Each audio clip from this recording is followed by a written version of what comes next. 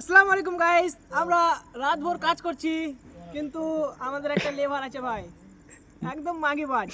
তোমরা তাকে কি দেখতে চাও? ক্যামেরাম্যান ফোকাস করো।